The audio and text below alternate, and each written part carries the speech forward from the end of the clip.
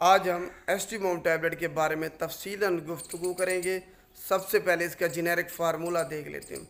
इसका generic formula है misoprostol और ये 200 माइक्रोग्राम में एस्टीमोम में शामिल होता है। अब इसके फ़वाद के बारे में बात करते हैं। वैसे तो इसके बहुत ज़्यादा फ़वाद हैं, लेकिन ख़ुसूसन एक फ़ायदा ये है कि ये अल्सर से बचाती है, मैदे के अल्सर होने से बचाती है। वो भी किस सूरत में, जब आप एंटीसाइड इस्तेमाल कर रहे हो, non steroidal anti inflammatory drug.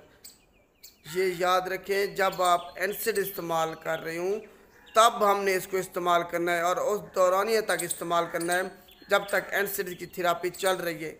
वैसे किसी भी अल्सर के इलाज के लिए या उसके बचाव के लिए हम मिसोप्रोस्टोल को इस्तेमाल नहीं कर सकते। उस सूरत में इसको इस्तेमाल किया जा सकता है जब आप एंटीसाइड इस्तेमाल कर रहे हो, non steroidal anti inflammatory drug, क्योंकि एंटीसाइड बताते खुद मैदे का अल्सर काज करते हैं, अल्सर पैदा करते हैं। तो उस अल्सर से बचने के लिए हम मिसोप्रोस्टोल साथ इस्तेमाल करते हैं। उस दौरानिए तक इस्तेमाल करेंगे जब तक एंटीसाइड की थेरेपी चले। जैसे ही एंटीसाइड हम लेना बंद करेंगे, मिसोप्रोस्टोल का इस्तेमाल भी बंद कर देंगे।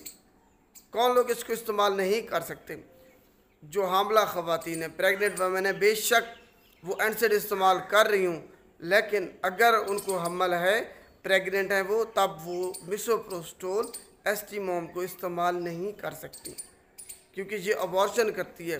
बच्चा ज़ाय हो सकता है आपका अगर आपने गलती से भी इसको प्रेगनेंसी के दौरान इस्तेमाल कर लिया तो।